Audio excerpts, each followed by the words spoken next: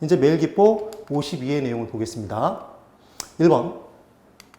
부동산 관리가 있는데 당연히 우리는 기본적 체계인 법경기 측면에서 관리를 합니다. 법률적, 경제적, 기술적 측면에서 관리를 하더라. 얘는 물리적인 설비뿐만 아니라 경영 및 법률을 포함하는 복합적인 접근이 필요하더라. 복합개념 법경기입니다. 그 다음 2번. 부동산의 법률적 관리는 권리, 계약, 조정이란 단어가 나오면 예외 없이 얘는 법률적 관리가 됩니다. 계약, 소유권 관리, 소유권, 권리가 나왔지 않습니까? 그래서 법률적 관리더라. 3번. 오피스 빌딩에 대한 대대적인 리모델링 투자 의사결정을 한답니다. 그럼 그만큼 자산 가치가 증가합니까, 여러분? 그래서 얘는 경제적 관리에 해당하더라. 기억 꼭 하십시오. 그래서 투자를 했다는 건 수익을 원하는 것이고 수익을 얻고자 하는 것은 경제적 관리지 법률적 관리가 아닙니다. 그래서 4번.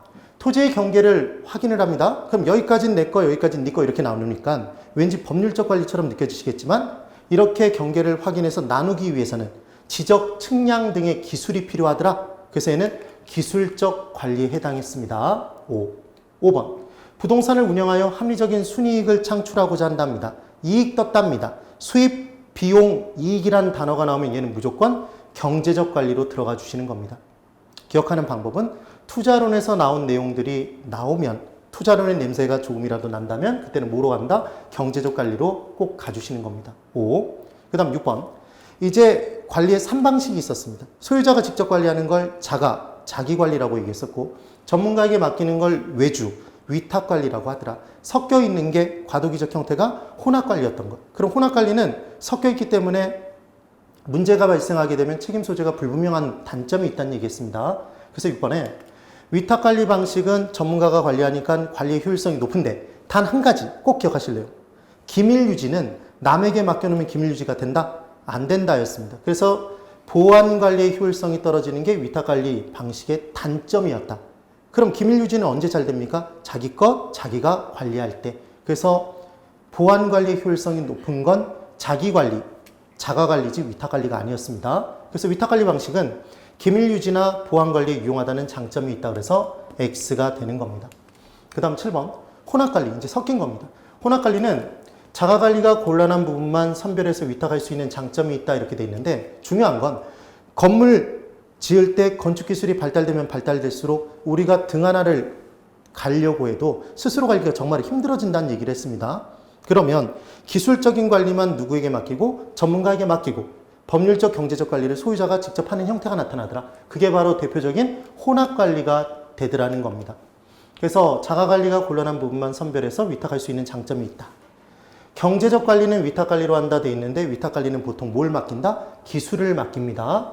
그 다음 자가 관리는 소유권 쥐고 있고 돈줄 쥐고 있는 겁니다. 법경은 누가 하는 것? 소유자가 스스로. 그래서 지금 이 부분에 연결이 잘못되어 있어서 X가 됐습니다. 그 다음 8번. 혼합 관리는 필요한 부분만 선별해서 위탁하기 때문에 관리의 책임 소재가 분명해지는 장점이 있다 이렇게 돼 있는데 섞여 있으니까 책임 소재가 분명해집니까? 불분명하다? 불분명한 단점이 있더라. 그래서 X.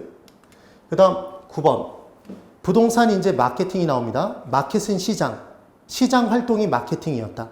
폭이 넓더라 좁더라? 넓었습니다. 그래서 무엇에 한정한다 그러면 걔는 기본적으로 X. 그래서 9번에 부동산 마케팅은 부동산 시장이 공급자 주도 시장에서 구매자 주도 시장으로 전환됨에 따라 그 중요성이 커졌다. 실제로 요즘 거의 대부분의 모든 물건들이 공급자가 공급해 놓으면 무조건 팔리는 게 아니라 수요자의 욕구를 만족시켜 줘야지만 수요자가 사더라는 겁니다. 그러니까 시장 자체가 누구 중심으로 돌아가고 있기 때문에 수요자 중심, 구매자 주도 시장으로 바뀌었기 때문에 처음 제품의 기획 단계부터 수요자의 욕구를 파악하는 게 필요해졌다. 그래서 아파트를 지을 때에도 주부 체험단을 모집해서 싱크대 높이를 어느 정도 했더니 좋더라. 그 다음 빌트인이 어떻게 들어갔을 때 좋더라. 이런 내용들을 다 미리 반영해서 팔지 않습니까? 그 내용 꼭 기억하십시오. 수요자 중심의 시장으로 바뀌었다는 걸 기억해 두는 겁니다. 10번. 부동산 마케팅 전략에 3차원이 있었습니다. 그래서 마케팅 문제가 나오면 무조건 이 부분에서 나오는데 시장 점유 마케팅은 시옷이었습니다. STP 전략, SSS, 시옷. 그 다음 사피 믹스, 시옷. 그래서 사피 믹스 이렇게 두 가지가 대표 주자였습니다. 외울 때 우리가 어떻게 외웠었냐면 시장 선거가 세 표 차가 나면 재판가유 이렇게 기억을 했었지 않습니까? 그래서 세는 세분화, 표는 표적 시장 정하고 차는 차별화, 재는 제품, 파는 판매 촉진, 프로모션, 가는 가격, 유는 유통이었다. 실제로 부동산의 유통은 공인중개사 사무소를 통해서 이루어지지 않습니까? 그래서 공인중개사 사무소를 통해서 이루어지는 건 플레이스가 되더라. 그래서 유통이 됩니다. 그리고 고객 점유 마케팅을 우리가 어떻게 외웠었냐면 고아 이렇게 외웠었다. 아이다의 원리. 그 다음 관계는 누구랑 맺는다? 기존 고객과 맺더라. 기존 고객과의 관계를 원만하게 유지시킴에 따라 신규 고객을 끌어당기는 최근 들어 가장 각광받고 있는 마케팅 전략이 관계 마케팅 전략이었습니다. 그 다음 이 둘 가지고 각각 수요자 중심의 마케팅 전략인지 공급자 중심의 마케팅 전략인지 문제로 낼 수 있다는 얘기를 했습니다. 기억하는 방법은 항상 공시법 선생님을 만나뵈면 공시, 수고 이렇게 얘기를 하라는 얘기를 했습니다. 그래서 공급자 중심이더라 시장 점유 마케팅은, 수요자 중심이더라 고객 점유 마케팅, 이렇게 기억을 해주시는 겁니다. 근데 이렇게 외워놨더니 소비자 중심의 마케팅 전략이다 그러면 수고에서 응용을 못해서 속어는 배운 적이 없는데요 그러면서 틀리시면 안 됩니다. 수요자가 소비자지 않습니까? 그 내용으로. 그래서 5. 그 다음 11번. 고객 점유 마케팅 전략이란 공급자 중심의 마케팅 전략 이렇게 돼 있는데 이미 틀렸습니까 여러분? 공십니까 여러분? 시장 점유 마케팅이지 공급자 중심 마케팅 아닙니다. 그래서 이미 틀렸더라. 그래서 시장 점유 마케팅 전략이란 공급자 중심의 마케팅 전략으로 표적 시장을 선정하거나 틈새 시장을 점유하는 전략을 말한다. 그럼 틈새 시장을 점유하게 되면 시장 점유율이 높아지는 겁니다. 그 내용. 그래서 D는 다 맞는데 앞이 틀렸습니다. X. 12번. 시장 점유 마케팅 전략은 공급자와 소비자 간의 장기적 지속적 상호작용이라고 나왔는데 지속적인 상호작용, 기존 고객과의 관계를 유지시키는 거 아닙니까? 얘는 무슨 마케팅이지? 관계 마케팅이지 시장 점유 마케팅이 아닙니다. 그 다음 13번. 시장 점유 마케팅 전략은 STB 전략과 4P 믹스 전략이 있다. 맞습니다. 그때 4P 믹스 전략의 P로 시작한 내용에 people 들어가 있지 않습니다. 외우는 방법은 예전 화장지 중에 뽀삐 화장지 있었던 거 기억나십니까? 그럼 뽀삐는 우리 집 강아지였다. 그래서 사람 안 들어갑니다. 포피에 인력관리 들어간다 그러면 X인 겁니다. 그 다음 STP에 P로 끝난 게 하나 있습니다. 이 P를 여기다 집어넣어 버리더라. 포지셔닝 안 들어갑니다. 기억 꼭 하십시오. 그래서 지금 이 자체로는 옵니다. 지금. 그 다음 14번.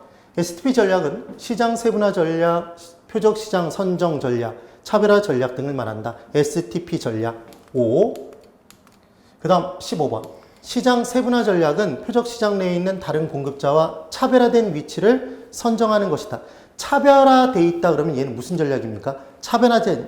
차별화시키는 건 수요자를 차별하면 된다 안 된다? 절대로 안 된다고 그랬습니다. 그래서 차별화 전략이라고 나와놓고 수요자 집단을 차별하는 것이다 그러면 걔는 무조건 X.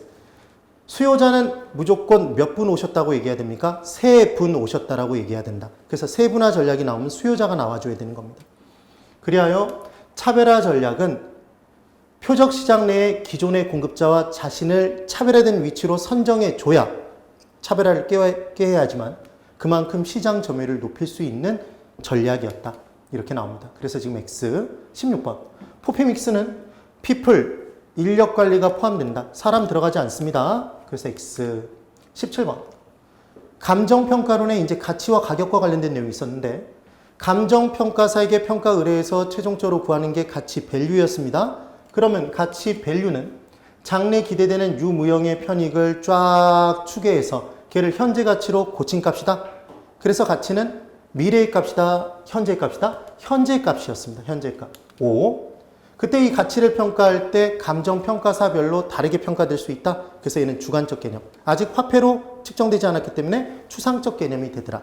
일정 시점에도 구하는 가치는 과세가치, 장부가치 등등등 여러 개의 가치로 보험가치 등으로 달라질 수 있더라. 그래서 일정 시점에도 다수로 존재하더라는 겁니다.